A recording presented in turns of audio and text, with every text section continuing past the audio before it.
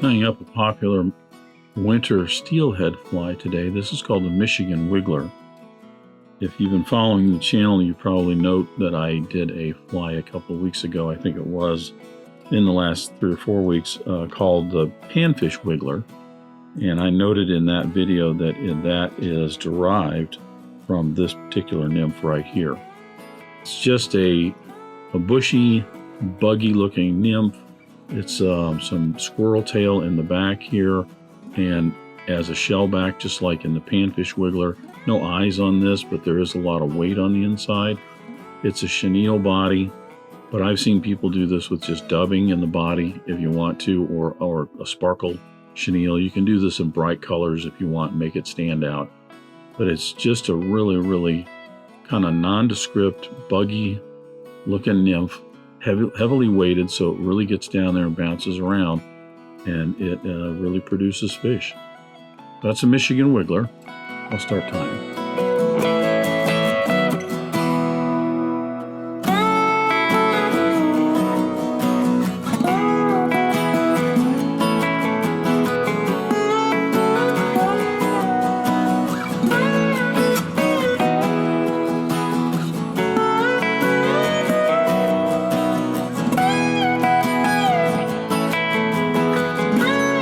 I'm going to start the Michigan Wiggler with my hook in the vise. This is a Mustad 3906B. No, I'm mistaken. This is a 3399. It's a standard wet size wet fly hook. You could use a 3906B if you want with this, but this is a little bit heavier wire wet fly hook. It's 3399 and a size 4. Debarb the hook. First thing I'm going to do is attach some lead wire. I'm using a .025 lead-free wire here.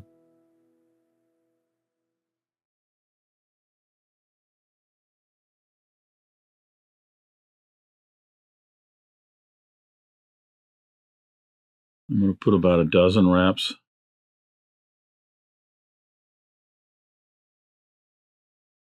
right in the center.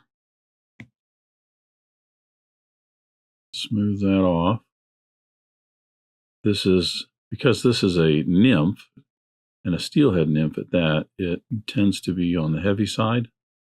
So you want this one just kind of sinking right down to the bottom. Pinch all that together right in the middle. I'm going to attach my thread. For thread, I'm using a 70 Denier Danville in a olive color. This one is basically some earth tones, some natural gray squirrel, and some insect green chenille on this, but you can do this in brighter colors if you want. You could use, say, some purple and pink or chartreuse or something, and even use your thread as like for a little hot spot or something. So just keep that in mind. I'm going to get a little thread dam up here in the front. I'm not concerned about one in the back. You'll see why when I tie in the squirrel tail. But that'll give you a nice smooth transition up front. Bring my thread down to the rear. I'm going to tie in the first clump of squirrel tail. So I've got, this is just a natural gray squirrel. I'm going to isolate some of these hairs here, cut those off. I'm going to clean out the short hairs on these. I want to keep the longer, I wouldn't even call them guard hairs because they're tail hairs. You could stack these, I suppose, if you want. I generally don't. I just go with the natural kind of look of them. I tie these in so they're a hook length long. And you'll notice I'm anchoring these in just a little bit behind those lead wraps. I'm going to wrap this down to just about the end of the shank. Now I'm going to trim these off. Some people, if their squirrel tail is long enough, will actually fold those back, because we're going to put some in a minute to make a shellback, or kind of a case on the back of this. But mine is not quite that long, so I trim it off here. This is why I didn't put in a thread dam, because that squirrel tail will give me exactly what I want. Fill that in. So I'll take another clump about the same size, trim that off of the tail, Again, holding it by the tips, cleaning out the short fur. I'm going to tie this in. I'm going to tie this in so it goes about halfway up or part way up that lead wire. And the reason for that is I want it to be long enough that it doesn't mix in with these tail fibers. So I can stroke this out here when I go to fold that over, and I'm not grabbing the tail fibers. If I go too much further up this way, this gets all mixed in. I'm going to wrap this down, and I'm going to wrap down a little bit over the bend. Gives me a little bit longer body, and it gets that tail kind of also pointed in a little bit downward direction. Coming back forward just a little bit, I'm going to tie in some wire. I'm just using a medium copper wire for this. You could use gold wire if you want, or silver, whatever suits your fancy. This is basically to protect the hackle on the fly. I'm going to attach that on the far side of the hook. Notice my thread is not quite down to the very end just yet. Now I'm going to tie in my hackle. I'm just using, this is actually a dry fly Rooster saddle, but pretty large for your smaller dry flies. It's great for streamers and woolly buggers. I'm going to take this hackle here. I'm going to tie it in by the tip. I'll use maybe about the middle sections of it here for the actual fly. So we'll have a little bit smaller barbs in the rear, getting a little bit longer as we wind that in. Anchor that down. This is not a super clean fly. It's just a buggy kind of mess, so you don't really have to worry about making it really nice and neat. I'm using a medium Rayon chenille in an insect green color. I'm going to pull some of the fluff off the end of that to expose the core, and I'll anchor that core in. And at this point, I'm going to wrap that in and wrap my thread all the way down to the very end of that body. And now bring my thread forward. One thing you want to be careful of when you're tying this is you don't want to bring your thread all the way up to behind the eye of the hook yet. You'll see in just a moment. Now this Rayon chenille tends to flatten itself out when it is wound on those cards and sits in there for a while. So I like to take my hackle pliers and just twist this up. And I'm just twisting this in a clockwise direction. And that just gives it a nice twisted cord look to it. And I'll wrap that in. Each turn right in front of the other one, covering up the hook shank real well.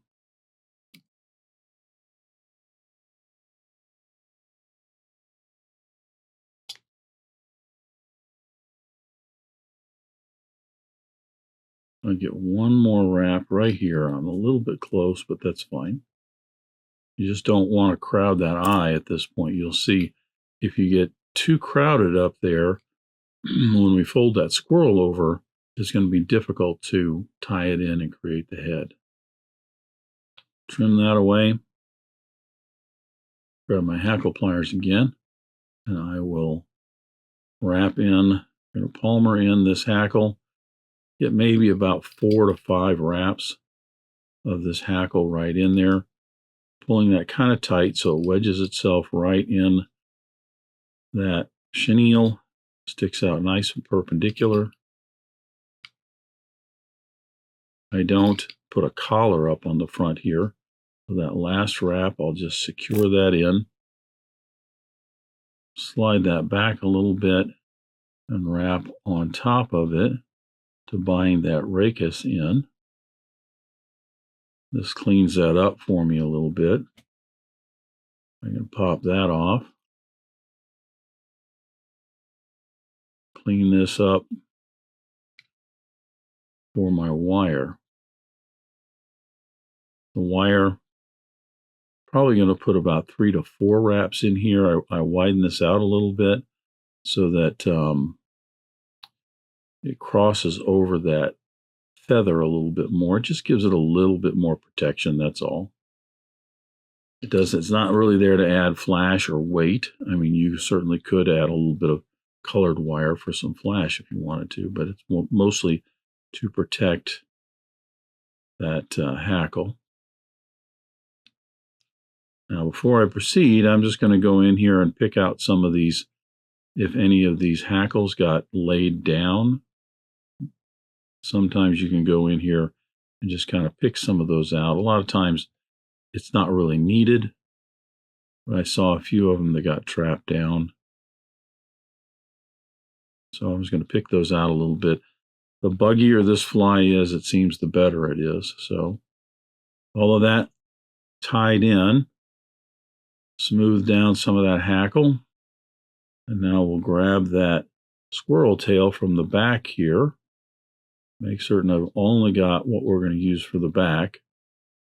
Now notice my thread is at the rear portion of the head here. It's not up behind the eye of the hook. That's very important. We'll pull that hair tight right out front. I'm going to wrap over fairly tight, not super tight right now. Get in 2 or 3 wraps as I'm working forward just a little. Now, so I still have enough room behind the eye of the hook here that when I cut these off, they're not going to crowd the eye. And I'm not going to be in a position where, as I finish this, the thread wants to slide down off that that squirrel.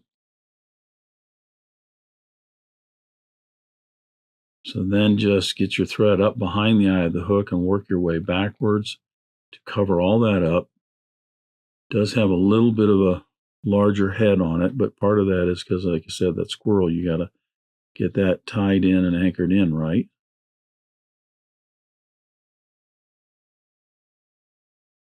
Put in our whip finish.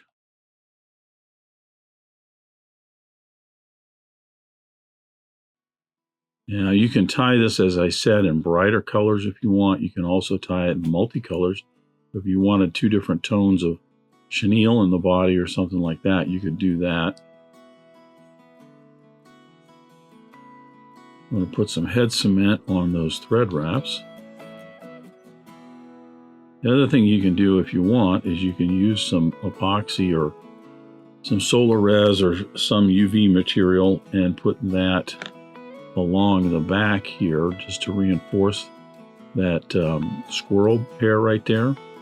But it is such a quick and easy fly to tie. You could again do the epoxy, which is probably what I would do. But if you wanted to do something just a little quicker, like a UV resin, you could. But by the time if I'm tying up even half a dozen or 10 of these, by the time I take that extra time to put that in, I usually can have another 3 or 4 of these tied. So that is the Michigan Wiggler. As I mentioned, that's what the panfish wiggler was based off of. And this has become kind of a staple up in Michigan for steelhead, especially in the wintertime. But check out some other videos other people have done for some other ideas on that. Thanks for watching today. Thank you for joining me at the Vise today. I hope you learned a new pattern, at least a tip or trick here and there. If you'd like to help Dress Irons, you can like, comment, share, subscribe, all those wonderful things for the video. You can also head out to dressedirons.com where you can buy flies, tools, stickers, and merch, or you can join a growing community over on Locals at the Dressed Irons Fly Tying Guild. You can also donate to Dressed Irons if you want through the link at the bottom of the description. I thank everybody for their ongoing support, as it really does help the creation of these videos. And what's important is to remember, only fly tying. If you're not having fun, you're doing it wrong.